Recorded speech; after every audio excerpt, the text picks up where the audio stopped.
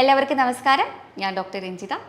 Doctor Ranjitha's wellness clinic, Muttathara, Trivandrum. എന്താണ് triglyceride കൊഴുപ്പ്? Triglyceride കൊഴുപ്പ് നമുക്ക് എങ്ങനെ കുറയ്ക്കാം എന്നുള്ളതിനെക്കുറിച്ച് നമുക്ക് നോക്കാം.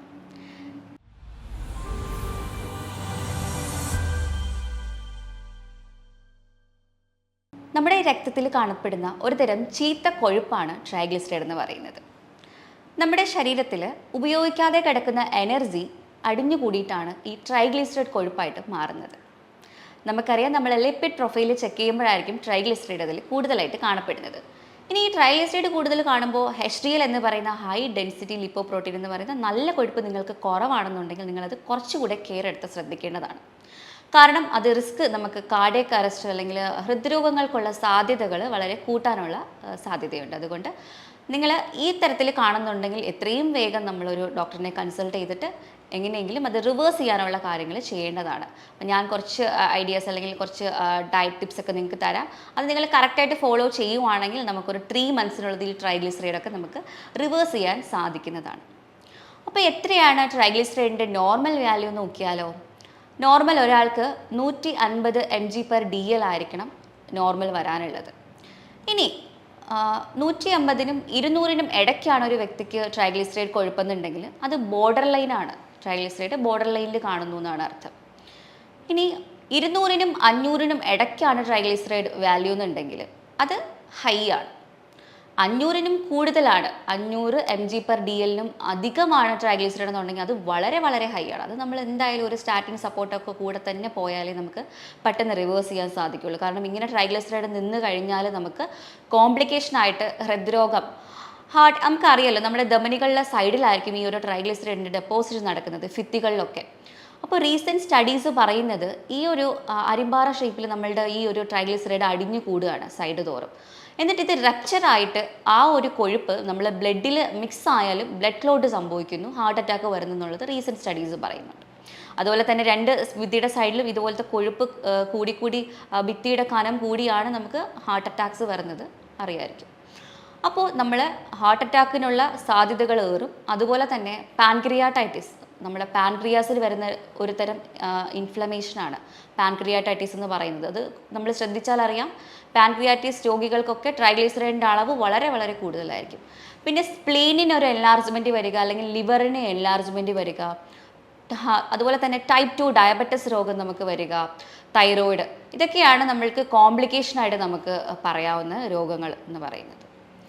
അപ്പോൾ നിങ്ങൾക്ക് പ്രധാനമായിട്ട് എനിക്ക് പറയാനുള്ള കാര്യം നമ്മുടെ അബ്ഡോമൻ ഫാറ്റ് നമ്മളൊന്ന് കുറയ്ക്കുക എന്നുള്ളതാണ്. അപ്പോൾ അതിപ്പോൾ നമ്മൾ ചെക്ക് ചെയ്യാൻ വേണ്ടിയിട്ട് സ്ത്രീകൾക്കാണെങ്കിൽ അബ്ഡോമൻ ഫാറ്റ് ഒരു ടേപ്പ് എടുത്ത് നമ്മൾ അളന്ന് നോക്കിയാൽ അറിയാം, അത് 80 സെൻറ്റിമീറ്ററിനുള്ളിലായിരിക്കണം. അവരുടെ ഒരു ഹെൽത്തിയാണ്, നമുക്ക് കൊഴുപ്പുകൾ ഇല്ല, നമ്മൾ അത്യാവശ്യം ഓക്കെ ആണെന്നുണ്ടെങ്കിൽ നമുക്കൊരു 80-നുള്ളിൽ നിൽക്കും ആ ഒരു അരവണ്ണം എന്ന് പറയും അത്. ഇനി പുരുഷന്മാർക്കാവട്ടെ അത് 90 സെൻറ്റിമീറ്ററിനുള്ളിൽ നിൽക്കണം. അതിൽ കൂടുതലാണെന്നുണ്ടെങ്കിൽ നിങ്ങൾ അത് എത്ര ഡയറ്റ് ചെയ്തും എക്സസൈസ് ചെയ്തും അതിനെ നമ്മൾ കുറച്ചുകൊണ്ട് ആ ഒരു നോർമൽ ലിമിറ്റിൽ നിർത്താൻ വേണ്ടിയിട്ട് ശ്രമിക്കുക. കാരണം ഈ വയറിൽ 2 തരത്തിലാണ് നമുക്ക് ഫാറ്റ് ഡെപ്പോസിഷൻ വരുന്നത്. ഒന്ന് തൊലിയുടെ പുറമേ ഉള്ള, തൊലിയുടെ അകത്ത് കാണുന്ന ഒരു കൊഴുപ്പാണ് സബ്ക്യൂട്ടേനിയസ് ഫാറ്റ് എന്ന് പറയും. അത് നമുക്ക് വേണ്ട വളരെയധികം നമുക്ക് ഇമ്പോർട്ടൻസ് ഉള്ള ഒരു നല്ല കൊഴുപ്പാണ് ഈ ഒരു സബ്ക്യൂട്ടേനിയസ് ഫാറ്റ് എന്ന് പറയുന്നത്. ഇനി ഓർഗൻസിൻ്റെ പുറമേ കാണുന്നതാണ് വിസറൽ ഫാറ്റ്. ഈ വിസറൽ ഫാറ്റ് നമുക്ക് ഒട്ടും ആവശ്യമില്ല. ഈ വിസറൽ ഫാറ്റ് അടിയുമ്പോഴാണ് നമുക്ക് പലതരം പ്രശ്നങ്ങൾ, അത് ഡയബറ്റീസ് ആവട്ടെ, അതുപോലെ തന്നെ കൊളസ്ട്രോൾ രോഗങ്ങൾ കൂടാനുള്ള സാധ്യതകൾ വരുന്നത്. അപ്പോൾ നമ്മൾ ഈ ട്രൈഗ്ലിസറൈഡ് കുറയ്ക്കാൻ വേണ്ടിയിട്ട് ശ്രമിക്കുക. അതിന് വേണ്ടിയിട്ടുള്ള ജിം എക്സസൈസുകൾ, അബ്ഡോമൻ കോൺസെൻട്രേറ്റ് ചെയ്തിട്ടുള്ള എക്സസൈസുകളൊക്കെ നമ്മൾ റെഗുലറായിട്ട് പ്രാക്ടീസ് ചെയ്ത് ഒരു നല്ലൊരു ഡയറ്റും കൂടെ പോവുകയാണെങ്കിൽ നമുക്ക് വിസറൽ ഫാറ്റിനെ ഈസി ആയിട്ട് കുറയ്ക്കാൻ സാധിക്കും. അപ്പോൾ ഞാനിതിൻ്റെ കാരണങ്ങൾ എന്തൊക്കെയാണെന്ന് പറയാം. കൂടുതലായിട്ടും ഈ ഒരു കോസസ്, അതായത് നമുക്ക് ട്രൈഗ്ലിസറൈഡ് കൂടാനുള്ള കാരണം ചിലർക്ക് പാരമ്പര്യമായിരിക്കും കേട്ടോ. നമ്മളുടെ വീട്ടിൽ അമ്മയ്ക്കോ അച്ഛനോ ആർക്കെങ്കിലും ഇതുപോലൊരു പാരമ്പര്യം കിടപ്പുണ്ടെങ്കിൽ നമുക്കും അത് വരാനുള്ള സാധ്യത വളരെ കൂടുതലാണ്. പിന്നെ പാരമ്പര്യ രോഗമുള്ളവർക്ക് ചിലർക്ക് നമ്മൾക്ക് എത്ര ഡയറ്റ് നോക്കിയാലും എത്ര എക്സസൈസ് ചെയ്താലും അവർക്ക് ട്രൈഗ്ലിസറൈഡ് കുറയാതെ വരുന്നൊരു കണ്ടീഷൻസ് ഉണ്ട്. അപ്പോൾ അങ്ങനെ ഉണ്ടെങ്കിൽ നമ്മൾ ചെറിയൊരു സ്റ്റാറ്റിൻ സപ്പോർട്ടൊക്കെ കൊടുത്തു പോകാൻ പറയും. അല്ലാന്നുണ്ടെങ്കിൽ നമുക്ക് പൂർണ്ണമായിട്ടും ട്രൈഗ്ലിസറിനെ നല്ല രീതിക്ക് കൺട്രോൾ വയ്ക്കാനും സാധിക്കുന്നതാണ്. പിന്നെ മറ്റൊരു കാരണം, നമുക്ക് ഹൈപ്പോതൈറോയ്ഡ് രോഗം ഉണ്ടെങ്കിൽ, T3 T4 ഹോർമോണിൽ എന്തെങ്കിലും കുറവുണ്ടെങ്കിലും അവർക്ക് ട്രൈഗ്ലിസറൈഡ് കൂടാനുള്ള സാധ്യതകൾ വളരെ കൂടുതലാണ്. അപ്പോൾ നിങ്ങൾക്ക് തൈറോയ്ഡ് രോഗമുണ്ടെങ്കിൽ അത് എന്തായാലും കൺട്രോൾ വയ്ക്കാൻ വേണ്ടിയിട്ട് നിങ്ങൾ ശ്രമിക്കേണ്ടതാണ്. അതുപോലെ തന്നെ പ്രമേഹ രോഗം, നമുക്ക് ഡയബറ്റിസ് ടൈപ്പ് 2 പ്രമേഹ രോഗം ഉണ്ടെങ്കിൽ ഇതുപോലെ തന്നെയാണ് ട്രൈഗ്ലിസറൈഡ് കൊഴുപ്പിൻ്റെ അളവ് കൂടാനായിട്ട് വളരെ സാധ്യതയുണ്ട്. പിന്നെ ഫാറ്റി ലിവർ ഉള്ളവരൊക്കെ വളരെയധികം ശ്രദ്ധിക്കണം. പിന്നെ ചില സ്റ്റിറോയിഡ് ക്രീംസ്, റെറ്റിനോയിഡ് ക്രീംസ് ഒക്കെ ഉപയോഗിക്കുന്നവർക്ക് ട്രൈഗ്ലിസറൈഡ് കൂടി കാണാറുണ്ട്. പിന്നെ ബീറ്റ ബ്ലോക്കേഴ്സ് മരുന്നുകൾ, അതായത് BP കഴിക്കുന്ന ബീറ്റ ബ്ലോക്കേഴ്സ് കഴിക്കുമ്പോഴത്തേക്കും ഇതുപോലെ ട്രൈഗ്ലിസറൈഡ് കൂടാനുള്ള സാധ്യതകളുണ്ട്. അപ്പോൾ നിങ്ങൾ അതൊക്കെ ഒന്ന് നോക്കുക, എന്താണ് നമുക്ക് കാരണം എന്നുള്ളത്. പിന്നെ പുകവലി, മദ്യപാനം അറിയാമായിരിക്കുമല്ലോ, അത് കൂടുതലായിട്ട് പുകവലിയും മദ്യപാനം ഉള്ളവർക്കും ട്രൈഗ്ലിസറൈഡിൻ്റെ അളവ് കൂടാനുള്ള സാധ്യതകൾ വളരെ കൂടുതലാണ്. അപ്പോൾ നമുക്ക് എങ്ങനെ ഈ ട്രൈഗ്ലിസറൈഡ് കൊഴുപ്പ് റിവേഴ്സ് ചെയ്യാം, അല്ലെങ്കിൽ 150-നുള്ളിൽ നിർത്താം എന്നുള്ളതിനെക്കുറിച്ച് നമുക്ക് നോക്കാം.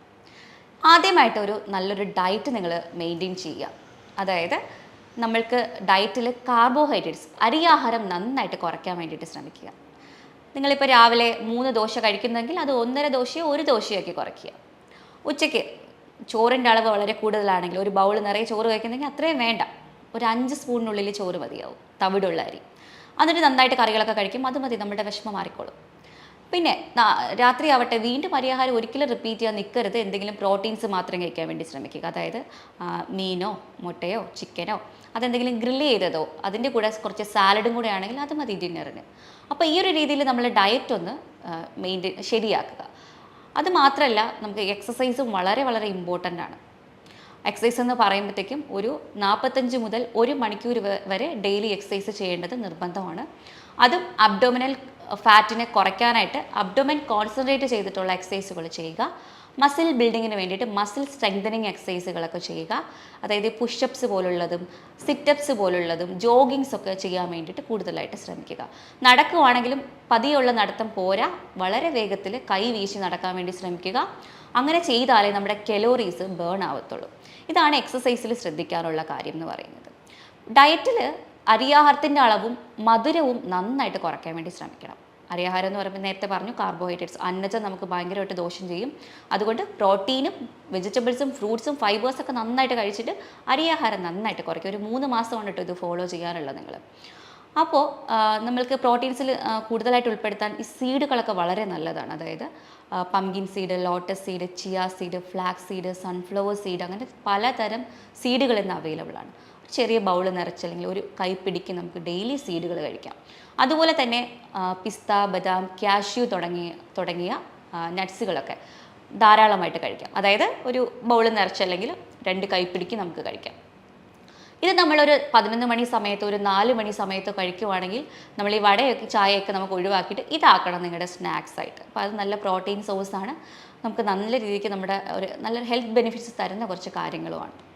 ഈ ഒരു രീതിയിൽ കൊണ്ടുപോകാം. പിന്നെ വെള്ളം കൂടി നന്നായിട്ട് കൂട്ടണം. വെള്ളം കുടിക്കാൻ എല്ലാവർക്കും മടിയാണ്. അതുകൊണ്ട് 3 ലിറ്റർ വെള്ളം അളന്ന് തന്നെ ബോട്ടിലോ ഗ്ലാസ്സിലോ നമ്മൾ കുടിക്കാൻ വേണ്ടി ശ്രമിക്കുക. വെള്ളം കൂടി വളരെ ഇമ്പോർട്ടൻ്റ് ആണ്. ഡീഹൈഡ്രേഷൻ വരാൻ പാടില്ല. അതുപോലെ ഉറക്കം, ഒരു 7-8 മണിക്കൂർ ഒരു ഡീപ്പ് സ്ലീപ്പ് നമുക്ക് വളരെ അത്യാവശ്യമാണ്. നമ്മുടെ സ്ട്രെസ്സും കാര്യങ്ങളൊക്കെ ഒന്ന് കുറച്ചിട്ട് നമ്മൾ ഉറങ്ങാൻ വേണ്ടിയിട്ട് ശ്രമിക്കുക. കാരണം സ്ട്രെസ്സ് കൂടിയാലും ട്രൈഗ്ലിസറൈഡ് കൂടാനുള്ള സാധ്യതകൾ വളരെ ഉണ്ട്. HbA1c സ്ട്രെസ്സ് കൂടിയാൽ കൂടുന്ന പോലെ തന്നെയാണ് ട്രൈഗ്ലിസറൈഡും. അതുകൊണ്ട് സ്ട്രെസ്സ് മാക്സിമം കുറയ്ക്കാൻ വേണ്ടിയിട്ട് ശ്രമിക്കണം. പിന്നെ ഈ സോഫ്റ്റ് ഡ്രിങ്ക്സ്, അതായത് പെപ്സി, കൊക്കക്കോള അങ്ങനത്തെ കിട്ടുന്ന ടിൻഡായിട്ടുള്ള കോളാസൊക്കെ നമ്മൾ കുടിക്കുന്നത് വളരെയധികം ദോഷം ചെയ്യും. കാരണം അതിൽ 20 സ്പൂൺ വരെ പഞ്ചസാരയാണ് അവർ ആഡ് ചെയ്തിരിക്കുന്നത്, ആർട്ടിഫിഷ്യൽ കളേഴ്സും ഒക്കെ. അപ്പോൾ അതുകൊണ്ട് മാക്സിമം നമ്മൾ അതൊക്കെ ഒന്ന് ഒഴിവാക്കുക. പുറത്തുനിന്നുള്ള ഭക്ഷണം, ജങ്ക് ഫുഡ്സ് മാക്സിമം കുറയ്ക്കുന്നതാണ് നല്ലത്. കാരണം അതൊക്കെ ആവശ്യമില്ലാത്ത ഡാൽഡയും റിഫൈൻഡ് ഓയിൽസൊക്കെയാണ് അവരതിൽ യൂസ് ചെയ്യുന്നത്. നമുക്ക് കുക്കിങ്ങിന് ഏറ്റവും നല്ലത് നമുക്ക് കോക്കനട്ട് ഓയിൽ അല്ലെ വെളിച്ചെണ്ണ, അത് ഉപയോഗിക്കുന്നതാണ് ഏറ്റവും നല്ലത്. ഒലിവ് ഓയിൽ ആണെങ്കിലും ഹീറ്റ് ചെയ്ത് കഴിഞ്ഞാൽ അതിൻ്റെ ഗുണം പോയിട്ട് ആൽഡിഹൈഡൊക്കെ ഫോമേഷൻ ഉണ്ടാവാൻ, ആൽഡിഹൈഡ് എന്ന് പറഞ്ഞാൽ ഒരു കാർസിനോജനിക് സബ്സ്റ്റൻസ് ആണ്, അതൊക്കെ ഉണ്ടാവാനുള്ള സാധ്യതയുണ്ട്. അതുകൊണ്ട് ഒലിവ് ഓയിൽ ഒരിക്കലും ഹീറ്റ് ചെയ്യാണ്ട് നമ്മൾ കഴിക്കുന്ന ഭക്ഷണത്തിൽ ഒരു ഫ്രൂട്ട്സ് ആണെങ്കിലും വെജിറ്റബിൾസ് ആണെങ്കിലും സാലഡായിട്ട് എടുത്തിട്ട് 1 സ്പൂൺ അതിൽ നമുക്ക് മിക്സ് ചെയ്തിട്ട് കഴിക്കാൻ വേണ്ടിയിട്ട് ശ്രമിക്കുക. അത് വളരെ ഹെൽത്തി ആയിരിക്കും. വെർജിൻ കോക്കനട്ട് ഓയിൽ നമുക്ക് അതുപോലെ യൂസ് ചെയ്യാം. അപ്പോൾ കുക്കിങ്ങിന് വെളിച്ചെണ്ണ മാത്രം ഉപയോഗിക്കുക. യാതൊരു രീതിയിലുള്ള റിഫൈൻഡ് ഓയിൽസും ഉപയോഗിക്കാണ്ടിരിക്കുക. ഫോർ എക്സാമ്പിൾ സൺഫ്ലവർ ഓയിൽ, അങ്ങനത്തെ ഉള്ള ഓയിൽസ് ഒന്നും ഉപയോഗിക്കാണ്ടിരിക്കുക. പണ്ട് എല്ലാവരും ഈ പരസ്യം കണ്ട് ഇത് വാങ്ങിക്കുമായിരുന്നു. അത് നമുക്ക് വളരെയധികം ദോഷം ചെയ്യും. ട്രൈഗ്ലിസറൈഡ് പെട്ടെന്ന് ഉയർത്താനുള്ള സാധ്യതയുണ്ട്. അതുകൊണ്ട് അത് മാക്സിമം ഒഴിവാക്കാൻ വേണ്ടി ശ്രമിക്കുക. പിന്നെ നമുക്ക് അത്യാവശ്യമുള്ള കുറച്ച് വൈറ്റമിൻസ് വേണം. അതായത് വൈറ്റമിൻ ഇ വളരെ ഇമ്പോർട്ടൻ്റ് ആണ്. വൈറ്റമിൻ ഇ അറിയാമായിരിക്കുമല്ലോ എല്ലാവർക്കും. ഇവിയോൺ 400 mg ഗ്രീൻ കളർ ക്യാപ്സ്യൂൾ എല്ലാവരും തലയിലും ഫേസിലൊക്കെ അപ്ലൈ ചെയ്യാൻ ഉപയോഗിക്കുന്നത് തന്നെയാണ്. അത് നമുക്ക് ഉള്ളിൽ കഴിക്കുന്നത് വളരെ ട്രൈഗ്ലിസറൈഡിനെ അലിച്ച് കളയാൻ, ബ്രേക്ക് ഡൗൺ ചെയ്യാൻ വേണ്ടിയിട്ട് ഇത് വളരെയധികം ഹെൽപ്പ് ചെയ്യും. അപ്പോൾ നമ്മൾ ഡെയിലി ഒരെണ്ണം വെച്ചിട്ട് ഒരു മാസം കണ്ടിന്യൂസ് ആയിട്ട് കഴിക്കുക.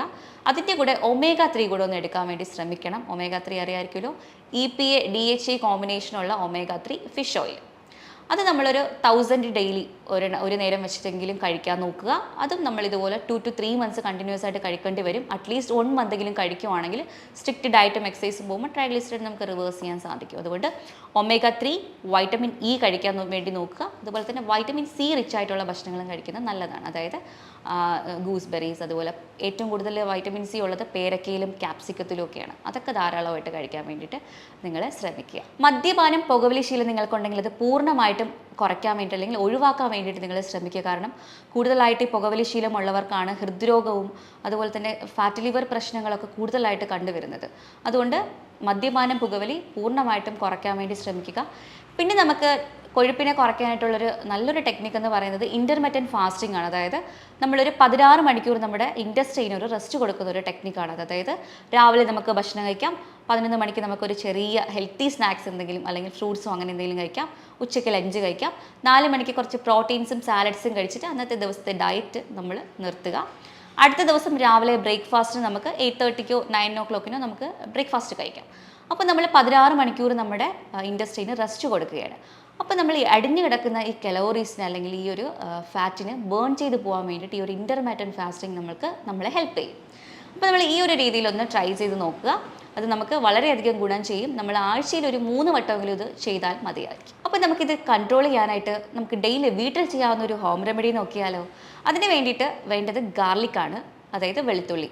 ഒരു 3 അല്ലി വെളുത്തുള്ളി ഡെയിലി രാവിലെ നമ്മൾ കഴിക്കാൻ വേണ്ടിയിട്ട് ശ്രമിക്കുക. ആ ഒരു രീതിയിലൊന്ന് ട്രൈ ചെയ്ത് നോക്കുക. പിന്നെ നമുക്ക് അറിയാലോ, ട്രൈഗ്ലിസറൈഡ് നമുക്ക് കൺട്രോളിൽ വെച്ചില്ല എന്നുണ്ടെങ്കിൽ ഹൃദ്രോഗത്തിനുള്ള സാധ്യത വളരെ കൂടുതലാണ്. ടൈപ്പ് 2 ഡയബറ്റീസ് വരാനും പാൻക്രിയാറ്റൈറ്റിസ് പോലുള്ള അസുഖങ്ങൾ വരാനും സ്പ്ലീനിന് വീക്കം, കരളിന് വീക്കം കൂടാനുള്ള സാധ്യതകളും വളരെയേറെയാണ്. അപ്പോൾ ഈ ഒരു രീതിയിലുള്ള കോംപ്ലിക്കേഷൻസ് തടയാനായിട്ട് നിങ്ങൾ എന്തായാലും ട്രൈഗ്ലിസറൈഡ് കൊഴുപ്പ് കുറച്ച് വയ്ക്കാനായിട്ട് അല്ലെങ്കിൽ കൊളസ്ട്രോൾ ലിപ്പിഡ് പ്രൊഫൈൽ മൊത്തത്തിൽ നമ്മൾ നോർമലായിട്ട് വെക്കാൻ വേണ്ടിയിട്ട് ശ്രമിക്കുക. അപ്പോൾ നിങ്ങൾ മനസ്സിലാക്കേണ്ട ഒരു കാര്യം, പല വർഷങ്ങളായിട്ട് ഈ കൊഴുപ്പ് അടിഞ്ഞു കൂടിയിട്ടാണ് നമുക്ക് ഈ പറയുന്ന കോംപ്ലിക്കേഷൻസ് വരാൻ സാധ്യതയുള്ളത്. അതായത് ഹൃദ്രോഗമാവട്ടെ, പാൻക്രിയാറ്റിസ് ആവട്ടെ. അപ്പോൾ നമ്മൾ ഇപ്പോൾ മനസ്സ് വെച്ചാൽ നമുക്കിത് റിവേഴ്സ് ചെയ്യാൻ പറ്റുന്ന ഒന്നേ ഉള്ളൂ. അതുകൊണ്ട് ഞാൻ പറഞ്ഞ ടിപ്സൊക്കെ നിങ്ങളൊന്ന് ട്രൈ ചെയ്ത് നോക്കുക. എന്നിട്ടും കൊളസ്ട്രോൾ കൺട്രോളിൽ വന്നില്ല എന്നുണ്ടെങ്കിൽ അത് നമുക്ക് കൂടുതൽ ഇൻവെസ്റ്റിഗേഷൻസ് ഒക്കെ ചെയ്യേണ്ടതായിട്ടുണ്ട്. എക്സ്പേർട്ട് ആയിട്ടുള്ള ഒരു ഡോക്ടറിനെ നിങ്ങൾക്ക് കൺസൾട്ട് ചെയ്യാവുന്നതാണ്. കൂടുതൽ എന്തെങ്കിലും അറിയണമെന്നുണ്ടെങ്കിൽ താഴെ കാണുന്ന നമ്പറിൽ നിങ്ങൾക്ക് കോൺടാക്റ്റ് ചെയ്യാം. അപ്പോൾ മറ്റൊരു വീഡിയോ ആയിട്ട് വീണ്ടും കാണാം. താങ്ക്